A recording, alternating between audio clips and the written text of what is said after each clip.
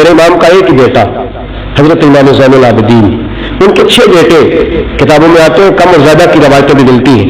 امام زین العابدین ایک لخت جگر اور ایک خاندان کی سپہ سالار بی بی، کون بھلا؟ حضرت سیدہ زینب رضی۔ یہ جناب زینب جب پیدا ہوئی تھی نا تو حضرت علی رضی اللہ تعالیٰ عنہ فرماتے کہ حضور سفر پہ گئے ہوئے تھے، تو مجھے سیدہ فاطمہ نے کہا کہ بچی کا نام رکھو، تو میں نے کہا کہ میں نے پہلے رکھے ہے، کہا حضور تو سفر پہ ہے، فرمایا آئیں گے تو نام رکھیں گے جناب زینب رضی اللہ تعالیٰ۔ اور حضرت امام زین العابدین کی مختلف روایتوں میں مختلف عمر آئی، یہ دونوں خاندان کے بڑے بچے تھے، خاندان کے یہ 2 بڑے بچے تھے۔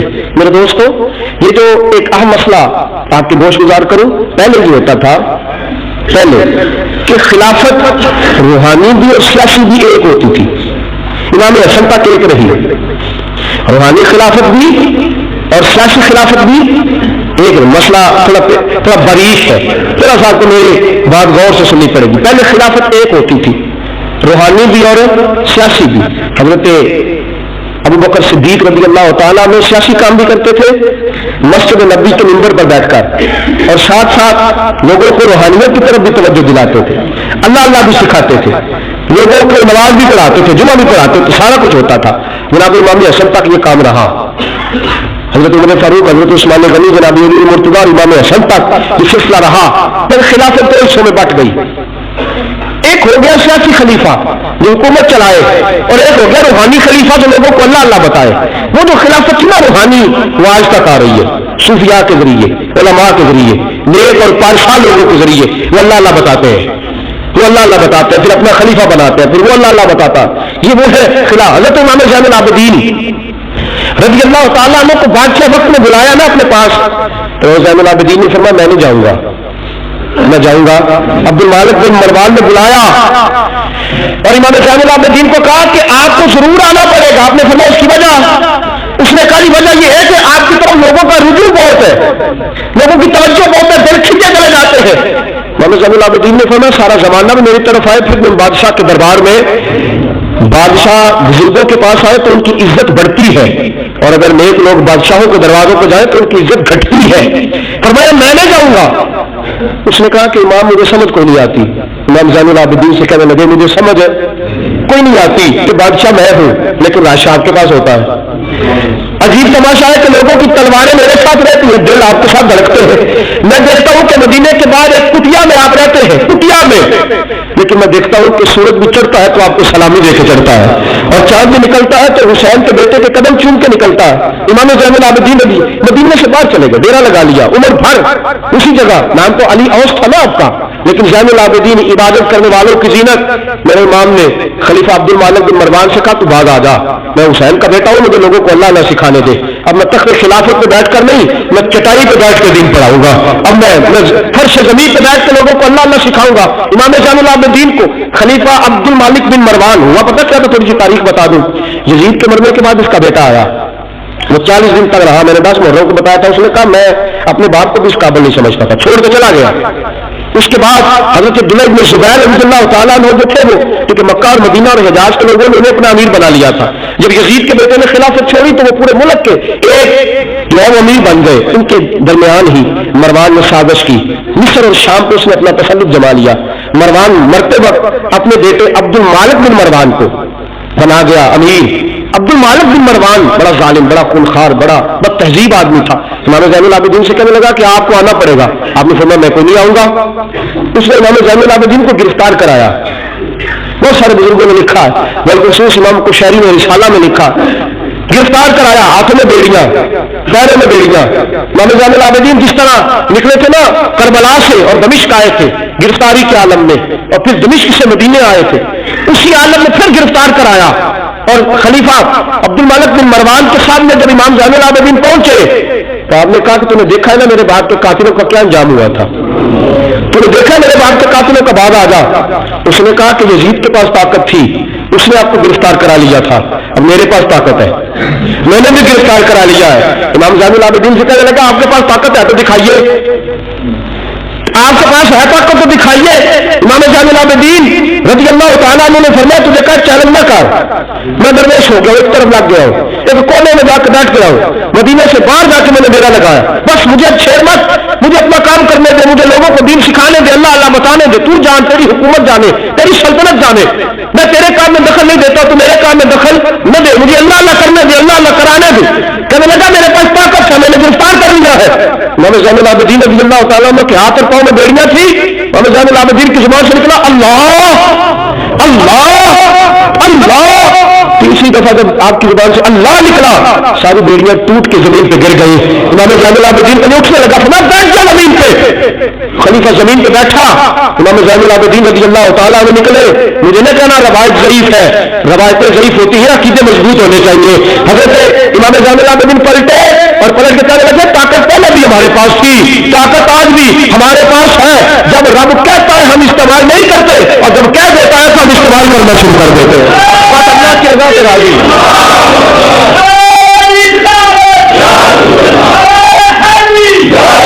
جب اللہ کہتا ہے تو استعمال کرتے ہیں. امام زین العابدین خلیفۃ المسلمین امیر المومنین امام حسن کے بھتیجے جناب علی کے پاس 3 سال رہے تھے.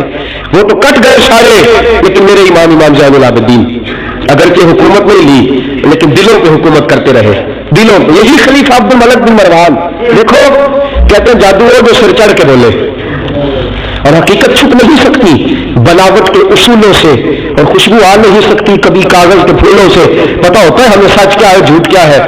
طواف کعبہ ہو رہا ہے, طواف کعبہ, ایک عورت بہت بڑی, اس نے کعبے میں بھی آ کے ظلم کرنا شروع کر دیے, لوگوں کو تنگ کرنا شروع کر دیا. ایک بار یاد رکھنا, میں گیا ہوں عمرے پہ, مجھے اللہ نے توفیق دی, لوگ وہاں جا کے بھی باز نہیں جاتے, دھکے مارتے ہیں, بڑا کچھ کرتے ہیں, اللہ کا گھر ہے. اگر فضل زیادہ ہے تو وہاں غضب بھی بڑی جلدی ہو جاتا ہے. وہ بیوی باز نہیں کہتی تھی میں بہت بڑے امیر کی بیوی ہوں, خبردار. تو قریب آیا تو حضرت اسود کے قریب گئی تو حضرت اسود نے پکڑ لیا, دبوچ لیا, پکڑ لیا, چھوڑتے کوئی نہیں, چمٹ گئی ساتھ, بلاؤ لوگوں کو, بڑا کچھ کیا, لیکن حضرت اسود چھوڑتا. اللہ کو حج کی توفیق دے, آمین تو کہہ دے, اللہ کو عمرے پہ لے جائے. یہ حضرت اسود پتہ بندے جا کے بہادری دکھاتے ہیں, میں پڑا سکتے 5 بندے, میں پھر چمٹا رہا بڑا چور, ایک عقل مندی کی ہے, ایک عقل مندی والی بات ہے.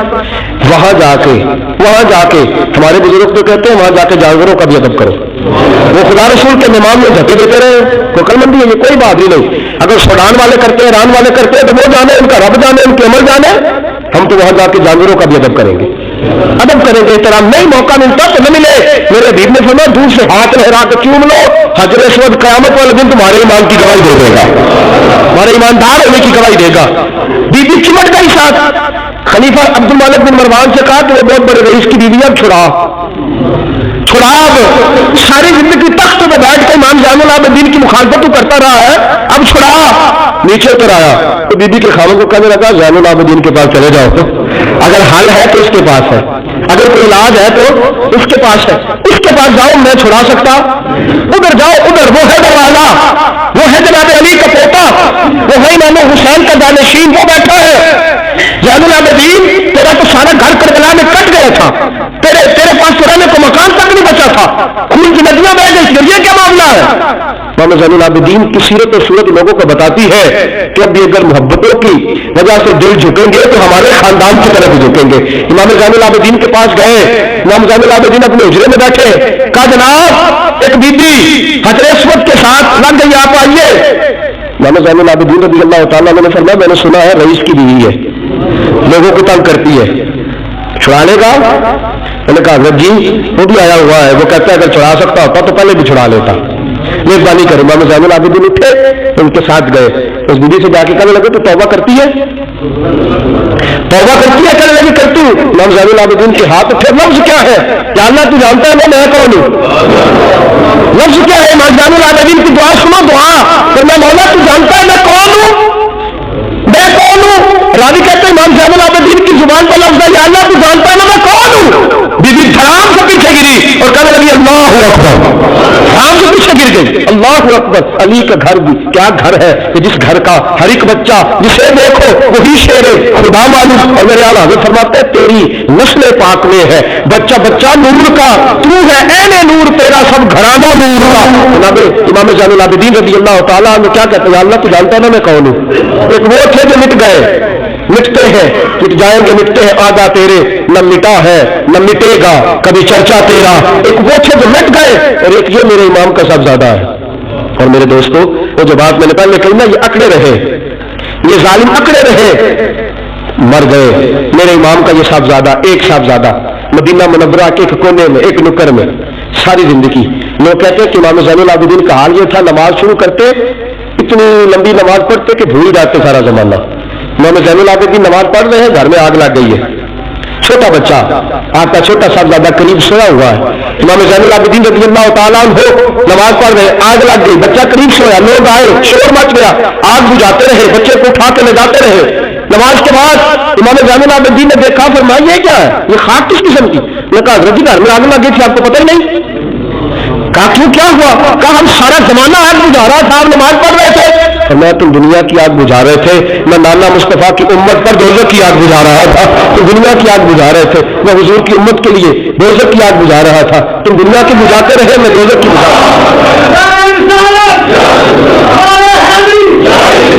یہ امام زین العابدین ہے، یہ سارے مٹ گئے۔ اور یہ امام کیسی آدمی، کیسے انکساری، حضرت امام حسن بصری، یہ خلیفہ ہے امام زین العابدین کے بھی اور خلیفہ ہے حضرت امام باقر کے بھی۔ امام باقر امام زین العابدین کے بیٹے ہیں، امام جعفر صادق ان کے پوتے ہیں۔ حضرت امام زین العابدین رضی اللہ تعالیٰ عنہ کے بارے میں حضرت حسن بصری فرماتے ہیں کہ رات کا سناٹا تھا، کعبے میں اس وقت اتنا رش نہیں ہوتا تھا، میں قریب ہی ٹھہرا ہوا تھا، آدھی رات کا وقت ایک نوجوان کے رونے کی آواز آئی، یا اللہ میرے گناہ بخش دے، یا اللہ مجھے معاف کر دے، یا اللہ مجھے معاف کر دے، وہ چیختا۔ امام حسن بصری فرماتے ہیں کہ میں سویا ہوا تھا اپنے حجرے میں، کعبے کے قریب ٹھہرا ہوا تھا، فرماتے ہیں کہ میری اس نوجوان کی آہوزاری کی وجہ سے میری آنکھ کھل گئی، اس کی طلب کی وجہ سے میں اٹھا۔ تو فرماتے ہیں کہ میں نے سوچا بہت بڑا کوئی گناہگار آ گیا ہے۔ فرماتے ہیں کہ وہ کیا کہتا ہے، جب میں اٹھا ہوں کعبے کے قریب گیا ہوں کہ جا کر تسلی دیتا ہوں تو اس کی زبان سے جملہ نکلا، کہنے لگا یا اللہ مجھے قیامت میں ذلیل نہ کرنا، اے اللہ اگر میرے عمل اچھے نہیں تو مجھے قیامت کے دن اندھا کر کے اٹھانا، میں تیرے نیک بندوں کے سامنے کیا جواب دوں گا۔ فرماتے ہیں وہ نوجوان تڑپتا ہے، روتا ہے۔ حضرت حسن بصری فرماتے ہیں کہ میرے پہنچتے پہنچتے وہ اتنا بلند آواز سے تڑپنے لگا کہ بے ہوش ہو کے زمین پہ گرا۔ آپ فرماتے ہیں میں قریب گیا، اس نوجوان کے قریب گیا تو بڑی خوبصورت خوشبو مجھے آئی۔ فرماتے ہیں میرے دل میں خیال تھا تسلی دوں گا کہ بیٹا ٹھہر جا، میں بھی دعا کرتا ہوں، تو بھی دعا کر۔ اللہ بھائی صاحب کی تو میرے پاؤں تلے سے زمین نکل گئی۔ یہ تو امام حسین کا بیٹا زین العابدین ہے، یہ تو امام حسین کا نخت جگر علی المرتضیٰ کے جگر پارے امام سیدہ فاطمہ کے نور نظر ہے، یہ تو حضرت شہر بانو شہزادی کے بیٹے ہیں۔ اتنی آہوزاری، اتنی طلب، اتنی بے چینی، اتنا اللہ سے تعلق۔ حضرت حسن بصری فرماتے ہیں کہ قدموں پہ گرا، پاؤں چومے، امام زین العابدین کی آنکھ کھلی تو کہا حسن بصری نہ کر تو بزرگ ہے۔ امام زین العابدین اٹھ کے بیٹھ گئے۔ حضرت حسن بصری رحمۃ اللہ تعالیٰ علیہ فرماتے ہیں میری آنکھ نکل گئی، عرش میرے بہ گئے۔ میں نے کہا زین العابدین کہاں سے دل لے کے آئے ہو تم لوگ، اور کہاں سے سنوارا ہے خدا نے تمہارے خاندان کو؟ سارا کچھ دے بھی دیتے ہو اللہ کی راہ میں، سارا کچھ لٹا بھی دیتے ہو، سارا کچھ قربان بھی کر دیتے ہو، اپنے لیے رکھتا بھی کچھ نہیں، اور پھر بھی معافی مانگتے پھرتے ہو، پھر بھی معافی مانگتے پھرتے ہو، پھر بھی روتے پھرتے ہو، پھر بھی بارگاہ خدا بندی کے اندر آہوزاریاں کرتے رہتے ہو۔ حضرت حسن بصری رحمۃ اللہ تعالیٰ علیہ فرماتے کہ وہ زمانہ میں نے امام زین العابدین کا دیکھا۔ میرے دوستو وہ تو مٹ گئے، اکیلے رہے نا، مٹ گئے، کربلا کے بعد وہ مٹ گئے میرے امام کو مٹانے والے، لیکن امام زین العابدین میرے امام کا ایک صاحبزادہ بچہ تھا، لیکن انہوں نے روحانی خلافت کا آغاز کر دیا۔ پوری دنیا میں میرے امام زین العابدین کا فیض ہے، جسمانی بھی ہے، روحانی بھی ہے، علمی بھی ہے۔ امام زین العابدین نے زندگی پوری گزار دی ایک کونے میں لگ کے۔ امام زین العابدین کسی سیاسی کام میں کبھی مداخلت نہیں۔ حضرت امام جعفر صادق کا زمانہ آیا تو پھر بادشاہ نے بلایا امام جعفر صادق کو، اور یہ امام جعفر صادق کو بزرگ ہے کہ حضرت امام اعظم ابو حنیفہ رحمۃ اللہ علیہ امام جعفر صادق کے مرید ہے، ان کے مرید ہے، ان کے خلیفہ ہے۔ حضرت امام جعفر صادق کو بلایا، جب سیدنا امام جعفر صادق رحمۃ اللہ علیہ رضی اللہ عنہ پہنچے تو آپ نے شاندار لباس پہنا، شاندار لباس پہنا، اور आला किस्म का जुब्बा पहना, आला किस्म की पगड़ी बांधी, हाथ के अंदर असा पकड़ा और हजरत इमाम सादिक रज़ी अल्लाह तआला में कच्चे मकान से निकले, लेकिन जरा बावकार होकर निकले। दरबार बादशाह, दरबार खिलाफत में पहुंचे, अपनी खुंडी को, अपनी छड़ी को हिलाया, क्यों बुलाया मुझे? वो बादशाह जिसने कहा था बुलाओ जरा, पता करता हूं क्यों मेला लगा रखा है। फिर भी बादशाह डरते रहते हैं, फिर भी डरते हैं कि अगर इन रूहानी लोगों ने इशारा किया तो सारी दुनिया इनके पीछे निकल पड़ेगी। बुलाओ, क्यों मेला लगा रखा है? जब बादशाह के सामने पहुंचे तो बादशाह देखा क्या बात है, क्यों बुलाया था मुझे? तो लगा जरूर गलती हो गई। आज के बाद इमाम जाफर सादिक बाहर निकले तो बादशाह के वारी कहने लगे तू बड़ी बातें करता था, डिंगे मारता था, बढ़ के मारता था, बुलाओ इमाम को पूछ लेता हूं क्या हुआ। कहने लगा यार पता नहीं क्या बात है, जब नहीं होते तो बात निकलती है, जब सामने आ जाते हैं तो मुंह के अंदर से जुबान बोलती नहीं है। जब सामने आते हैं तो क्या रोग है, क्या रोग है? असल उसे समझ नहीं थी कि तेरी नस्ल पाक में है बच्चा बच्चा नूर का, तेरी नस्ल पाक में है बच्चा बच्चा नूर का, तू है ऐने नूर, तेरा सब घराना नूर का। हज़रत इमाम जाफर सादिक बाहर निकले तो आपका खादिम घर जाकर कहने लगा इमाम साहब आला किस्म का लिबास, लोग बातें कर रहे थे, इतना बड़ा कीमती लिबास, लोग गुफ्तगू कर रहे थे। तो हज़रत इमाम जाफर सादिक ने कमीज उतारा, ये ताज का लिबास था, फरमाया ये जो ऊपर पहना है ये मखलूक को दिखाने के लिए है और जो अंदर पहना है वो रब को दिखाने के लिए है। अंदर अल्लाह को दिखाने के लिए ताज का है, लेकिन मखलूक को दिखाने के लिए मैंने आला लिबास पहना है। इनके दिल में ख्याल ना आए कि रसूल पाक के अहले बैत शायद कमजोर हो गए हैं, इसलिए डरते और सहमे हुए आते हैं। मेरे नबी के खानदान ने उस वक्त से लेकर ता तने आखिरी आज तक एक पूरा किरदार अदा किया। सादात का दीन में एक पूरा किरदार रहा है, तहरीर के मामलात में, तकरीर के मामलात में, तदरीस के मामलात में सादात का पूरा किरदार रहा। वक्त गुजरने के साथ साथ कभी सैयद गौसे आजम की शक्ल में आए और कभी सैयद मोइनुद्दीन चिश्ती अजमेरी की शक्ल में आए और कभी सैयद अली हजरती दाता गंज बख्श की शक्ल में आए और कभी ये सैयद हजरत शाह आले रसूल मारहलवी की शक्ल के अंदर आए और कभी ये सैयद मीर अब्दुल वाहिद दिलग्रामी की शक्ल में आए। ये सादात आते रहे, अपने अपने दौर में चमकते रहे, अपने अपने दौर में दीन का फरीजा सर अंजाम देते रहे। इन्होंने फिर एलाने हुकूमत वालों को कहा कि ठीक है अगर तुम समझते हो कि इस तरह हमें दीन नहीं फैलाने देते तो हमें अल्लाह ने तौफीक दी है, हमें अल्लाह ने ताकत दी है, अल्लाह ने हमें रूहानियत दी है, हम उस रूहानी तर्ज के साथ दीन फैलाएंगे। मेरे दोस्तों अगरचे कुव्वत और इक़्तिदार भी हमेशा इन्हीं के पास रहा। करबला में जो भी आया आप देख लीजिए ना, यजीद के 14 बेटे बताए जाते हैं, कोई भी नहीं कहता मैं यजीद की औलाद में से हूं। इमाम ज़ैनुल आबिदीन एक ही बचे थे ना करबला में, आपको गली गली सैयद मिलेंगे, नगर नगर सैयद मिलेंगे, जगह जगह रसूल पाक की औलाद मिलेगी। मेरे दोस्तों याद रखना जो जुल्म करता है और जुल्म में बढ़ता है वो बचता नहीं, उसका नाम मिट जाता है, उसका किरदार नफरत की अलामत बन जाता है। जिंदगी आप भी गुजार रहे हैं, वक्त मैं भी बिता रहा हूं, याद रखना, ख्याल रखना, अगर जालिम बनोगे तो मिट जाओगे, अगर जालिम बनोगे तो खत्म हो जाओगे, अगर जालिम बनोगे तो तुम्हारा नाम लेना लोग पसंद नहीं करेंगे। जुल्म का निशान बन के ना रहना, मोहब्बत की अलामत बन के रहना। अगर कभी मार भी खानी पड़ी तो वक्ती तौर पे खा जाना, थोड़ी देर के लिए मार खा के देखना। कभी कभी मार खाने में भी बड़ी इज्जत हुआ करती है, कभी कभी मार खाने और बर्दाश्त करने में बड़ा वखार होता है। कभी ये भी करके देखो, इसमें भी एक जायका है, इसमें भी एक लुत्फ है। मेरे अजीजों जो जुल्म करेगा नहीं रहेगा, जो जुल्म करेगा अगर कितने भी उसकी औलादे हो जाए उसका नाम नहीं चलेगा। जो मोहब्बत करेगा, जो मार खाएगा, ख्वाजा मोइनुद्दीन चिश्ती ने बड़ी मार खाई, दाता अजमेरी ने हिंदुओं से बड़ी मार खाई, हज़रत गौस पाक जिलानी को बड़ा सताया गया। ये मार तो खाते रहे लेकिन पैगाम हक पे डटे रहे। इसे मार खानी आ जाए, मार खानी, बल्कि मुल्ला रूमी फरमाते हैं जिसे कटना आ जाए वो बच जाता है, इसे कुर्बान होना आ जाए उसे इज्जत मिल जाती है। जो बर्दाश्त करना सीख जाता है वो मोहब्बत की अलामत बन जाता है। मैदान करबला ने जो सबक दिया, अगर वक्ती तौर पे मार खानी पड़ी तो जरा खा के देखना, लेकिन खाना हक के रास्ते में, खाना हक के रास्ते में। और एक और बात भी ज़हन के अंदर रखिए, जरूरी नहीं कि किसी जगह पे कसरत हो जाए, ज्यादा हो जाए तो वो हक की अलामत ही हो। हमेशा कसरत हक की अलामत, इत्तबी सवाद लाज़िम वाला मामला दूसरा है, लेकिन कसरत हमेशा सदाकत की अलामत नहीं होती। यजीद के साथ थे तो बहुत ज्यादा, लेकिन कभी भी दिल के साथ उन्होंने यजीद की सपोर्ट नहीं की। थे बहुत इमाम हुसैन के साथ, उस वक्त तो थोड़े थे, लेकिन जरा आज तक देखिए कितने हैं जो इमाम हुसैन से प्यार करते हैं। मैदान करबला से लेकर आज तक, और फिर किसी ने कहा था ना इंसान को बेदार तो हो लेने दो, हर शख्स पुकारेगा हमारे हैं हुसैन। फिर देखना सुबह क़यामत तक कितने हैं हक के نام پہ ڈٹ جاؤ. اگر تم 1 بھی ہوئے 2 بھی ہوئے 10 اور 12 14 بھی ہوئے, رہنا حق پہ قائم رہنا. مار کھا کے دیکھنا, اس میں بھی بڑی لذت ہے. ظلم سے بچنا, ظلم بہت بڑا عیب ہے, ظلم بہت بڑی بیماری ہے. لگ جائے گی تو نام و نشان مٹا دے گی, ختم کر دے گی صفحہ ہستی سے ظالم کو. اللہ نے ہر قسم کے ظلم سے بچائے ہمیشہ.